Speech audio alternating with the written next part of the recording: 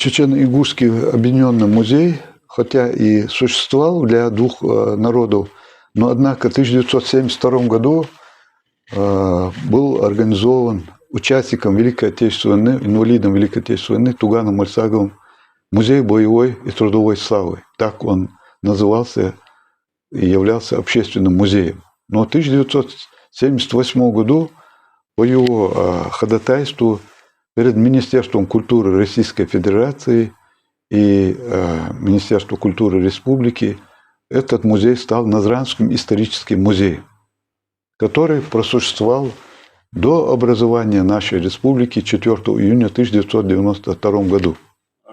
Магомед Закирович, вот я исследовал в горах то, что артефакты, которые там находились, была информация, что все проводимые в тот период археологические работы и те, которые были найдены предметы старинные, все направлялись в музей краеведения города Грозного.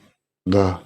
А вот когда бытность вот этого музея, то, что в 70-х годах, сюда не сдавались вот эти предметы, артефакты. Вот специальных раскопок, археологических раскопок, предметы, которые проводились на территории тогдашней Ингушетии, Чечено-Ингушетии, так скажем, да, они передавались в Чечено-Ингушский объединенный музей, так как этот музей считался головным республиканским. И все те раскопки, которые вывозили отсюда, передавались в этот музей.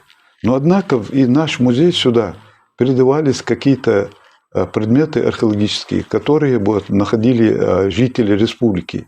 Не от археологических раскопок, а просто жителями республики при проведении строительных работ, так скажем, при проведении каких-то работ, общественных работ, которые на земле проводились. Эти предметы, да, сюда попадали, но их немного. А вот судьба этих артефактов, которые попали в Грозненский музей? Вот в Грозненский музей попали предметы археологических раскопок, скажем, Евгения Крупнова. Это предметы лугового могильника, так называемого. Вот эти экспонаты и других, и других археологов, всех археологов. Вот, а судьба вот этих предметов, они сейчас сохранились или они уже безвозвратно пропали? Я думаю, они сохранились по нашим сведениям.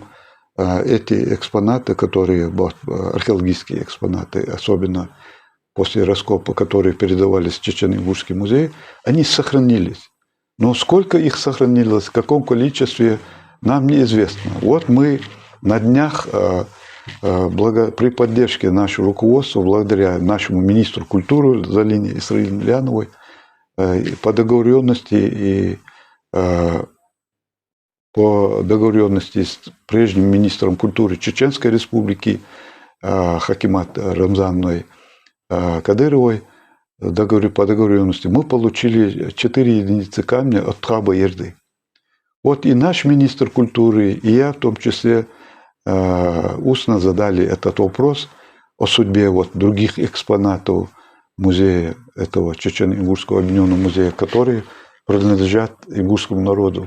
Нами был затронут этот вопрос, но пока вопрос обращения остается открытым. Я не могу сказать точно судьба этих экспонатов какова, но часть экспонатов, мы знаем, сохранилась. По предыдущим годам мы наводили справки, узнавали, и экспонаты сохранены. Но многое часть года войны уничтожена и безвозвратно утеряна.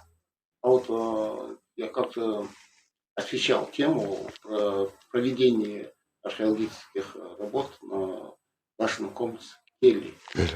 И там по архивным данным, по местным жителям, там, по рассказам местных жителей, очень много артефактов были вывезены. Очень много. И не мешками. По этим предметам что вы могли бы сказать? По этим предметам дело в том, что В основном во время проведения раскопок бытность Чечен-Ингушетии проводили раскопки и студенты нашего университета, тогдашнего Чечен-Ингушского университета имени Льва Николаевича Толстого. И предметы этих раскопок находились на работах, исследованиях, так скажем, у ученого коллектива, исторического сообщества, и они сохранялись в другом месте. То есть был небольшой, можно, если так сказать, музей Чечено-Ингушского университета, и там работали и наши соотечественники, Чахкир Жабраил, Мужихоев Макширип и многие другие. И эти экспонаты там исследовались и фиксировались, и нам удалось некоторую часть этих экспонатов, так скажем, забрать оттуда. Сейчас здесь у нас Да, и сегодня эти экспонаты находятся здесь в музее, и некоторая часть представлена в зале археологии у нас в музее. вот И, это скель именно. Да, да, скелли. Здесь находится частично келли. Келли.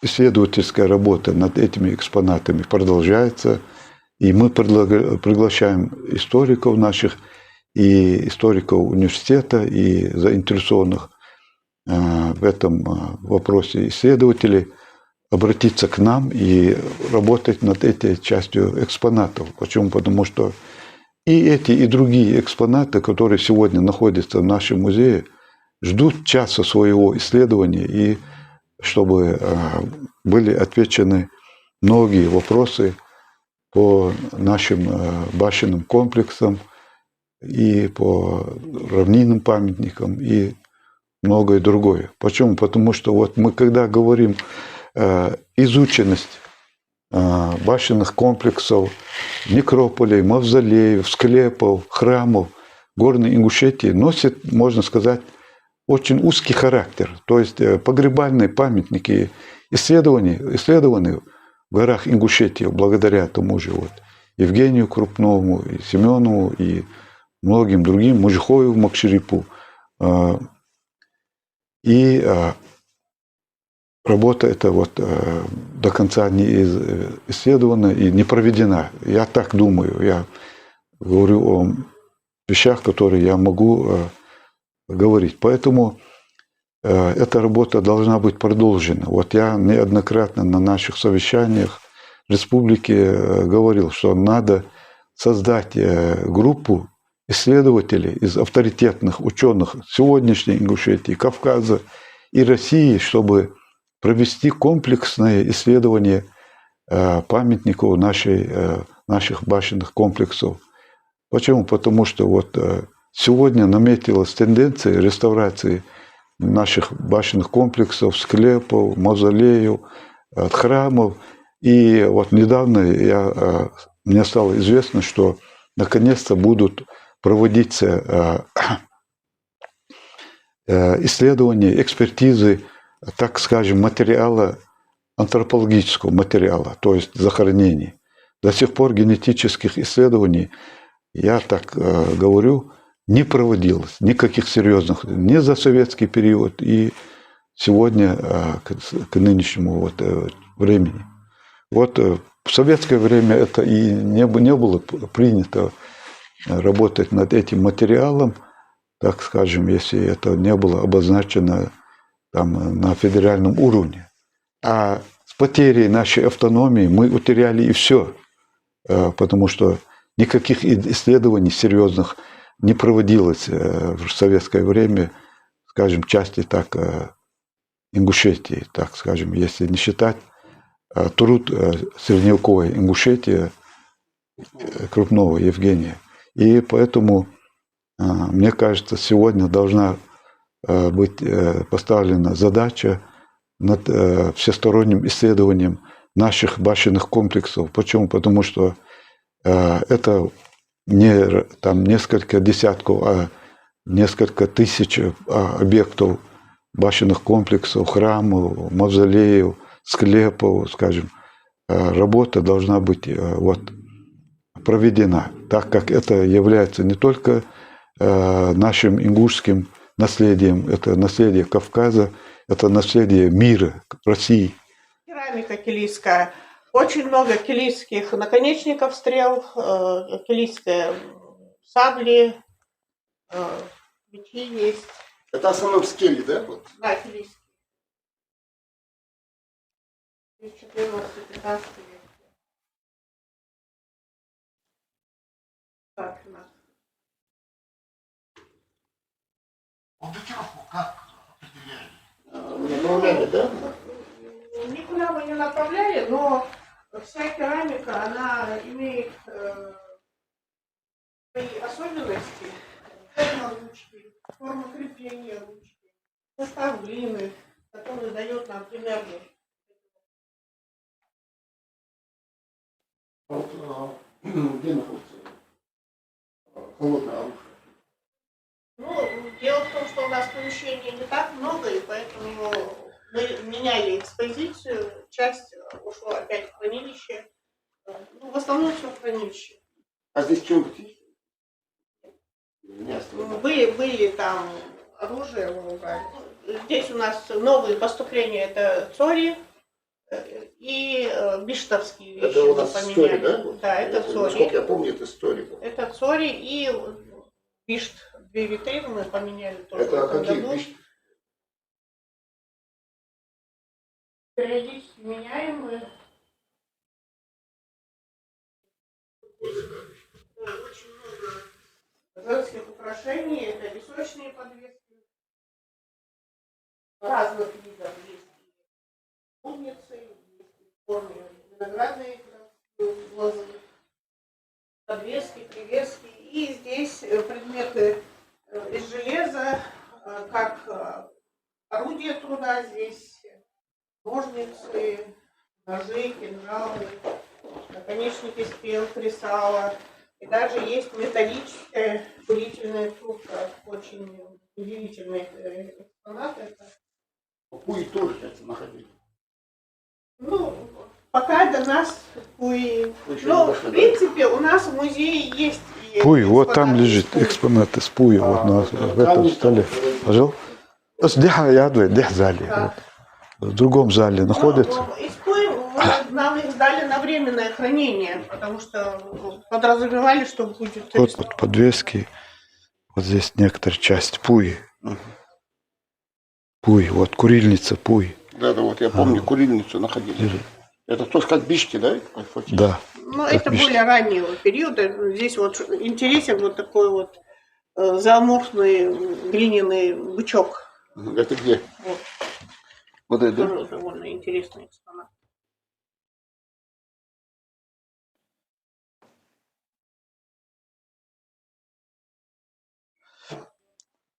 Вот мы сейчас устанавливаем перечень музеев, которые в той или иной мере могут хранить экспонаты, касающиеся культурно-исторического назначения ингушского. Почему? Потому что когда мы потеряли Ингушскую автономную область, просуществовав 10 лет, экспонаты музея, нашего музея краеведения Ингушского в Владикавказе, остались и в городе Владикавказе, и в Ставропольском крае, Ростове-на-Дону, Москве. Просто они были переданы для исследования, для изучения. Так там и остались. Потом при объединении Чечни и Ингушетии, когда сделали единый объединенный Чечено-Ингушский музей, конечно, вся коллекция Ингушского музея краеведения была перевезена в Грозный. И находилась там в течение всего времени существования Чечено-Ингушской автономной Советской Республики. Почему? Потому что она считалась Грозным центральным музеем, и туда отвозили все экспонаты, найденные, ценности археологические, которые после проведения археологических раскопок, и там оставалось. По крайней мере, из наших источников часть сохранилась археологических раскопок, предметы Евгения Крупнова и других авторов, Мужихоева Макшерипа, там, Чахкиева Жабраила, исследования и археологических раскопок. Там они передавались и остаются по сегодняшнее время. угрозы. Ну, они у нас воспитаны, филиппинские, воспитаны. Да. Кувшины. Есть керамика, есть оружие, есть стрелы, есть какие-то украшения. Магомед Закреевич, мы сейчас как раз посмотрели артефакты, которые сохранились с этого скелистого, да? Да, могильника. Могильника. Скели, так скажем. Скели. Это малая часть, то, что... Да, это очень малая часть того, что вот, которые тогда проводились археологические раскопки и найдены были в этом месте. И надо отметить, что они мало изучены и мало исследованы, и где-то мало фигурируют в источниках исторических, так же, как и вот те другие, которые мы видели там, экспонаты. Вот в нашем небольшом зале археологии, так скажем, древности народа, мы назвали этот зал, представлены маленькая толика вещей, которые вот нам удается сегодня показывать нашим посетителям, жителям, гостям республики. Но у нас же огромное количество материала лежит, что очень импонирует нам, вот, когда неоднократно посещал наш глава, наш музей, он сказал, у нас же здесь лежит вся наша история, вот, и надо вот здание, достойное место для показа нашей истории организовать. И вот над этим сегодня идет работа. Я должен многократно констатировать факт, что наш глава сегодня усиленно ведет работу на федеральном уровне, чтобы наконец-то нам, ингушскому народу, построили достойное здание для этого музея краеведения. Вот когда мы сможем расширить экспозицию по археологии, вот тогда мы сможем много что показать, касающееся вот истории нашего народа. Этот материал в большинстве своем об погребальных памятниках, но она не привела к сколь-нибудь серьезному изучению, так скажем, других эпох. Ведь жизнь шла, это был край башен и вот легенд, как мы сегодня называем. Много что мы сегодня не можем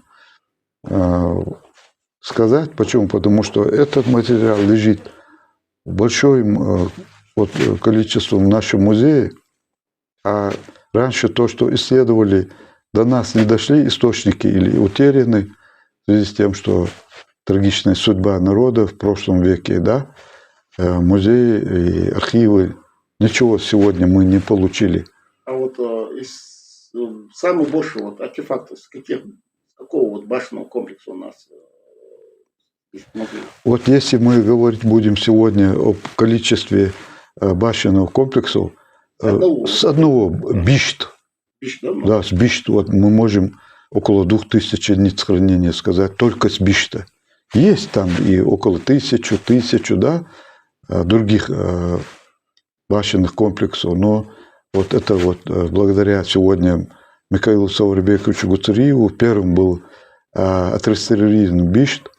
Я должен благодарить человека, Магомеда Малароева, который тщательно вот занимался этими раскопками, хранил эти вещи, привез и передал визуально, и они зарисованы, и визуально сделаны их, этот материал, изучением, со справками, актами, вот, передал нашему музею. Вот я всегда буду выражать ему огромную благодарность. Почему? Потому что он очень скрупулезно и очень достойно вот, проводил эти работы там, в горах. Даже вот орел Сулеймана, вот у нас мы видим фотографии, это тоже с гор у нас. Да, вот этот орел, бронзовый орел, он был найден в 1919 году в горах Ингушетии. И попал в музей, вот как раз-таки Ингушский музей краеведения Владикавказа, в 2004 году находился в музее. Когда при объединении двух республик этот орел был передан Чечен-Ингушский объединенный музей, ну, находящийся в Грозном, он туда попал. Ну, благодаря Михаилу, вот, Борису Петровскому, предыдущему директору, это отца нынешнего директора Михаил Борисович Петровский, этот орел был вывезен в Эрмитаж, который там он экспонируется и хранится. И это очень огромное дело, что он тогда там попал. Почему? Потому что он мог бы быть утерян событиями вот здесь, на Кавказе. И вот что важно, что он сегодня представлен там, его видят в мировой сокровищнице мира, Эрмитаже, и является достоянием России, ингушского народа, и показывают всем посетителям со всего мира в Эрмитаже. Магомед Закирович, хотел бы пожелать вам дальнейших успехов в работе. И надеемся, что скоро нас порадует новым изданием. Работы уже, как мы знаем, уже начались по строительству нового здания. Поэтому эти все экспонаты займут свое достойное место в новом музее. Это, в общем,